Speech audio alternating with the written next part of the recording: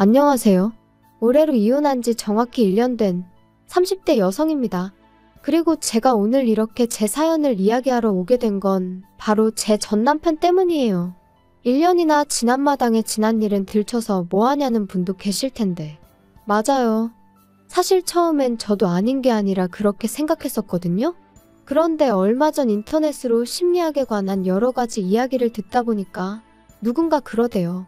기억하기 싫은 일이라고 무조건 묻어두는 게 능사는 아니라고, 차라리 한 번쯤 속 시원히 털어놓는 게 도움이 될 수도 있다고요.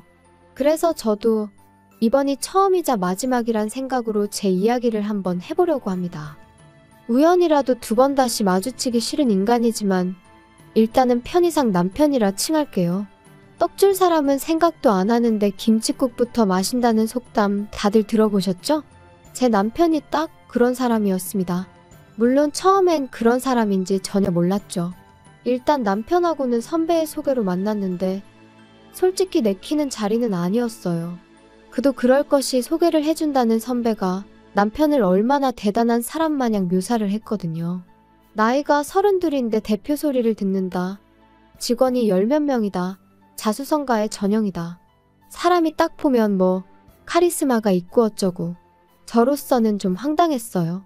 막말로 제가 먼저 해달라고 한 소개팅도 아닌데 왜 이렇게 부담을 주나 싶어서 말이죠. 그런데 문제는 그 선배하고 제 관계가 까놓고 말해서 그렇게 동등한 상황이 아니었습니다. 선후배 사이인 동시에 저랑 업계도 같다 보니 한마디로 얼굴 붉혀 좋을 일이 없었달까요? 그래서 말 그대로 울며 겨자 먹기로 나갔던 자리였는데 남편이 어찌나 적극적으로 들이대던지 소개받고 얼마 지나지 않아 본격적으로 연애까지 하게 되었어요. 사귄 지 1년하고 2달째 되던 때 정식으로 프로포즈도 받았고요.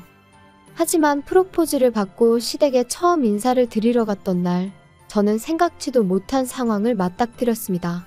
그건 바로 시부모님의 반대였지요. 시부모님께선 사업하는 남편의 짝으로 아나운서나 교사 같은 직업을 가진 며느리를 드리고 싶었다며 제 면전에 대고 말씀하셨고, 그런 당신들의 기준에 저는 너무나 어긋나 있다셨어요. 그리고 그 당시 저는 저와 남편을 소개해준 선배가 번번이 남편은 올려치고 저는 내려치는데 말 그대로 이골이 나 있었거든요. 그래서 그렇게 마음에 안 드신다 하니 유감이다. 저도 이런 소리까지 들어가며 결혼하고 싶지는 않다 하고 먼저 자리에서 일어났네요. 남편에게도 시부모님이 결혼도 하기 전에 벌써부터 나한테 이렇게 막 나오시는데 당신은 말 한마디 못하고 있는 걸 보니 앞날이 깜깜해서 이 결혼은 못하겠다 했고요. 그런데 그 일이 있고 며칠 뒤 남편이 울면서 저희 집 앞에 찾아왔어요.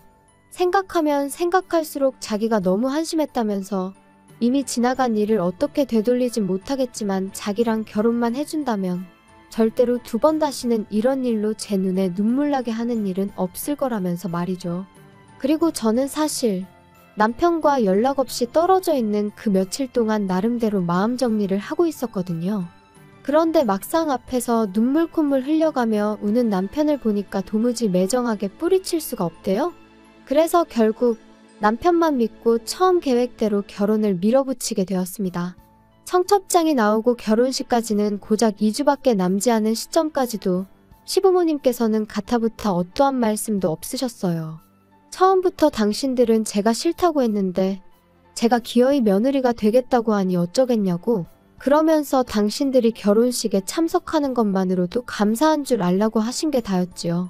그리고 저희 친정어머니는 이렇게까지 홀대를 받으면서도 기어이 이 결혼을 해야겠냐 하셨지만 그때 저는 한심하게도 남편만큼은 확실한 제 편이라고 믿었거든요.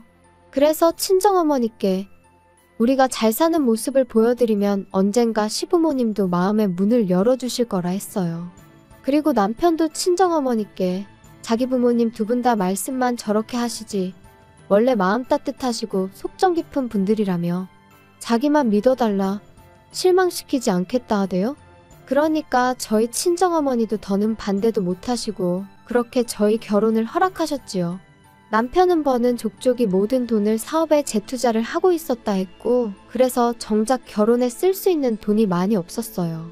오죽하면 제가 처음에 이 사실을 알았을 때 상황이 이런데 왜 나한테 프로포즈를 한 거냐고 어이가 없어서 따졌다니까요. 그랬더니 남편이 한다는 말이 모든 일은 때가 있는 법이라면서 아무튼 시댁에서는 괘씸죄라고 한 푼도 안 도와주신다지. 남편은 가진 돈이라곤 2,600만 원밖에 없지. 그래서 결국 제가 직장 생활하면서 모아두었던 8천에 친정어머니에게 1억 2천을 빌려 전세를 구했습니다. 참고로 그런 와중에 시부모님께선 아무리 당신들이 아무것도 안 해준다고 너도 안 하냐 하시길래 무슨 소린가 했는데 예단을 말씀하셨던 거더라고요. 근데 그냥 끝까지 못 알아들은 척 했어요. 솔직히 이땐 좀 아닌 게 아니라 억울한 마음이 있었거든요. 분명히 남편이 매달려서 하게 된 결혼인데 어째서 나는 계속 싫은 소리를 듣고 있는 거며 돈도 내가 몇 배로 쓰게 된 건지. 하지만 결혼식 날짜가 정말 코앞으로 다가왔는데 내가 생각 좀 해봐야겠으니 시간 좀 갖자. 그 시점에 그 소리를 할 수 있는 여자가 몇이나 되겠어요? 저도 별반 다르지 않았습니다. 지금 돌이켜 생각해보면 사람들 입방아에 오르내리는 거 그거 며칠 가지도 않았을 텐데 한편 결혼하고 한 2년 동안은 정말 정신이 하나도 없었어요. 일단 남편은 사업으로 눈코 뜰 새 없이 바빴고 저 또한 직장에서 승진을 하면서 업무량이 배로 많아졌거든요. 게다가 남편은 매일같이 영업을 이유로 술에 취해 밤늦게 귀가하는 일이 일상이었다 보니 어느샌가 집안일마저 당연하다는 듯이 제 몫이 되어 있었죠. 그뿐인가요? 저를 며느리라고 생각 안 하신다 하실 때는 언제고 언젠가부터 명절인데 아니면 뭐 누구 생일인데 하시며 저에게 며느리 도리를 요구하기 시작하시대요? 그리고 저는 한심하게도 그때는 시부모님의 그런 연락도 그저 반갑기만 했어요. 이제는 나를 인정해 주시려나 보다고 그러니 어떻게든 야무지고 싹싹한 모습을 보여드려야겠다 생각하며 말이에요. 그러다 전세 계약을 연장하고 2달쯤 지났을 때였습니다. 남편이 저에게 할 말이 있다 하더니 이사를 가자고 하더라고요. 뜬금없이 그게 무슨 소리야? 갑자기 이사라니? 갑자기 왜 이사를 가자는 건데? 내가 돈이 좀 필요해. 회사 일에 문제가 생겼어. 문제라니? 돈은 얼마나 필요한 건데? 아니 그리고 잠깐, 지금 전세보증금으로 회사 일을 해결하자는 거야? 안 돼, 그건 안 되지. 우리 엄마 돈이 반도 넘어. 장모님한테는 말 안 하면 되잖아. 엄마한테 거짓말을 하라는 거야? 싫어, 난 못해. 어머님 아버님한테 한번 여쭤봐. 두 분 맨날 어디 은행에 얼마 있고 저기 은행에 얼마 있고 그런 얘기 하시잖아. 그거 그냥 하는 소리지. 그 돈 내가 사업 시작할 때 진작에 다 갖다 썼어. 뭐? 그런데 왜 맨날 여기 1억 저기 1억 그런 소리를 하셨대? 넌 지금 그런 걸 따지고 싶냐? 아무튼 그러니까 이사 가자. 일단 여기 전세 보증금이 2억이지. 그러면 대충 1억 5천하고. 우리는 어디 가서 살고? 우리는 뭐 일단 급한 대로 월세 한번 알아보지 뭐. 아무리 생각해도 안 되겠어. 내가 100번 양보해서 내 돈은 빌려줄 수 있지만 엄마 돈은 절대로 안 돼. 이러다 내 사업 망하면 너도 망하는 거야. 아우 됐어. 그런 식으로 따지면 우리 엄마 돈까지 가져다 썼다가 당신 망하면 우리도 망하고 우리 엄마도 망하는 거야. 안 돼. 그리고 그때였습니다. 누군가 저희 집 초인종을 눌렀고 그래서 현관을 열어보니 저희 친정어머니가 서 계셨어요. 당황한 제가 언제 오셨냐니까 방금 오셨다곤 하셨지만 제가 아무렴 명색이 엄마 딸인데 표정만 봐도 어떤 기분이신지 알 수 있었죠. 그리고 동시에 이때다 싶어서 남편이 저희 어머니를 붙들고 무슨 소리라도 할까봐 걱정이 되더라고요. 그래서 일단 어머니를 모시고 집 밖으로 다시 나갔습니다. 일단 카페라도 가자고 뭐가 됐던 거기서 이야기를 하자면서 말이에요. 혹시 전부 들으신 거예요? 들으셨어도 아무것도 신경 쓰지 마세요. 나 진짜로 엄마한테 그런 부담 드리고 싶지 않아요. 안 도와줘도 괜찮으려나. 최서방이 서운해하면 어쩌냐. 서운해하긴요. 서운할 걸로 치자면 나야말로 시부모님한테 서운한 일 투성인걸. 아무튼 엄마는 아무것도 신경 쓰지 마세요. 그러면 너 이사는 뭐 가긴 가려고? 그래도 남편이니 네 돈 내 돈 성급기는 좀 그러니까. 일단 보증금에서 엄마 돈은 돌려드리고 남은 8천에서 3천은 월세 보증금하고 5천이라도 빌려줄까 싶어요. 그러면 그냥 네 돈 8천인가 그거 최서방 빌려주고 대신 엄마 집에 들어와서 살아. 그건 어때? 나야 괜찮은데. 정말 괜찮아요? 엄마는 덜 심심하고 좋지. 그리고 우리 딸 결혼하고 너무 말랐어. 엄마는 그게 너무 속상해. 그래서 좀 전에 그렇게 반찬을 해오신 거예요? 아이 참 괜찮은데. 아무튼 최서방하고 한번 얘기해봐. 엄마도 여유가 있으면 그 1억 최서방 딱 쓰라고 내주고 싶은데 그건 좀 힘들어. 미안해서 어쩌냐. 미안하단 말씀 진짜 절대로 하지 마세요. 이후로 어머니랑 이런저런 이야기를 좀 더 나눈 뒤 헤어졌고 저는 일부러 멀리 돌아서 집에 왔어요. 머릿속이 너무 복잡했는데 집에 일찍 가면 남편이 있으니 생각을 도무지 정리할 수가 없을 것 같았거든요. 그리고 그렇게 집에 도착하니 남편이 실실 웃으며 저를 반겼습니다. 그런데 그런 남편이 너무 꼴보기가 싫더라고요. 그래서 거두절미하고 친정어머니 집에 들어가 살겠느냐 물었어요. 들어가 살게 되면 내 돈은 빌려주겠다고요. 그랬더니 남편이 그게 무슨 뜻이야? 장모님이 안 빌려주신대? 안 빌려주시는 게 아니라 엄마도 사정이 있으시니 못 빌려주시는 거야. 아니, 사위도 자식이다 하실 때는 언제고? 지금 사위 사업이 휘청거린다는데 그거보다 더 중요한 사정이 뭔데 도대체? 억지 좀 쓰지 마. 당신이 언제 우리 엄마한테 돈 맡겨놨어? 어이가 없네 진짜. 내 돈이라도 빌려갈 거면 엄마 집에 들어가서 사는 걸로 하고 그렇게는 못하겠음 뭐 어쩌겠어. 당신 사업은 당신이 알아서 해. 진짜 장모님도 너도 너무한다 진짜. 너무한다고? 말이 나왔으니 한번 따져볼까? 결혼하고 이후로 나 당신한테 꽃 한 송이 받아본 적 없어. 지금은 사업에 투자해야 할 때라면서 생활비 100만 원 주는 거 말고 당신이 이 집 돌아가는데 기여한 게 뭐가 있어? 그래도 나 언젠가 우리한테 좋은 날이 오겠지 하고 이제껏 참았어. 근데 이제 와서 사업이 위태로우니까 내 돈도 우리 엄마 돈도 내놓으라는 거 너무한 거 아니야? 그리고 내가 몰라서 말 안 하는 거 아니야? 그 투잔지 뭔지 그거 다 하루가 멀다 하고 마시는 술값인 거 누가 모를까 봐? 그래도 내가 사업을 해본 적이 없으니 그냥 알아서 잘하겠거니 하고 믿고 내버려뒀어. 그런데 이제 와서 뭐 하자는 건데? 남편 입장에선 아마 꽤나 당황스러웠을 거예요. 평소라면 좋은 게 좋은 거라고 그냥 참고 넘어가던 저였으니 이번에도 그럴 줄 알았을 테니까요. 하지만 이번만큼은 도무지 참을 수가 없었습니다. 그래서 남편더러 내 마음이 아예 바뀌었다고 이참에 친정에 들어가 살아야겠다 했어요. 친정어머니 돈도 돌려드리고 애시당초 당신 결혼할 때 들고 온 돈이 얼마였냐? 2,600인가 그렇지 않았냐? 나도 2,600만 내놓고 나머지는 거두겠다. 그랬더니 남편이 저더러 갑자기 왜 그러냐면서 일단 진정 좀 해라 어째라. 하지만 결론부터 얘기하자면 이런 대화가 있고 정확히 3달 뒤 남편은 사업을 정리했고 저희는 친정으로 들어갔습니다. 친정어머니는 물심양면 저희 부부를 도와주셨어요. 집에서 노는 사위였지만 제가 회사 일로 바쁘니 당신이 삼시세끼를 챙겨주시는 일이 다반사였고 게다가 저희 빨래며 청소며 하는 김에 하는 거니 신경 쓰지 말라셨죠. 그리고 남편의 수입이 또 끊어진 그 상황에서 제가 해드릴 수 있는 거라곤 한 달에 100만 원씩 드리는 게 전부였어요. 그런데 이 사실을 알게 된 남편이 노발대발 실성한 사람처럼 굴더군요. 야, 너 지금 돈 번다고 유세하는 것도 아니고 어떻게 장모님만 100만 원씩 드릴 수가 있냐? 진짜 너무한 거 아니냐? 내가 뭐 엄마 용돈 드려? 그럼 당신이 우리 엄마 도와서 집안일 좀 해. 음식도 하고 청소도 좀 하고 그러면 되겠네. 엄마가 밥까지 차려주셨으면 최소한 설거지는 해야지. 아무튼 엄마가 우리한테 해주시는 거 생각하면 100만 원도 적어서 송구스러울 지경이니까 괜한 트집 잡지 마. 그래도 이건 경우가 아니지. 드릴 거면 우리 부모님도 드려. 그래 그럼 다음 달부터 20만 원씩 드릴게. 그러면 되지? 뭐 20만 원? 어디 거지한테 적선하냐? 진짜 사람 열받게 하네. 드릴 거면 양쪽 똑같이 드리고 안 드릴 거면 양쪽 다 드리지 말아야지. 아니 양가에서 해주시는 게 다른데 뭘 다 똑같이 하라는 거야? 그럼 우리 엄마 집에서 얹혀 살면서 밥도 얻어먹으면서 아무것도 하지 말라는 거야? 난 내가 아무리 우리 엄마 친딸이어도 당신처럼 얼굴에 철판 깔고는 못 살겠으니까 100만 원 드리는 게 그렇게 눈꼴실이면 나가자. 나가서 어디 반지하 같은 데 구해서 우리끼리 어떻게든 살아보면 되겠네. 사실 이렇게 다툴 때만 해도 친정어머니가 집에 안 계신 줄 알았어요. 그래서 평소보다 좀 목소리가 커졌는데 이제 싸움이 길어지다 보니 친정어머니가 귀가하신 것도 알아차리지 못했던 거죠.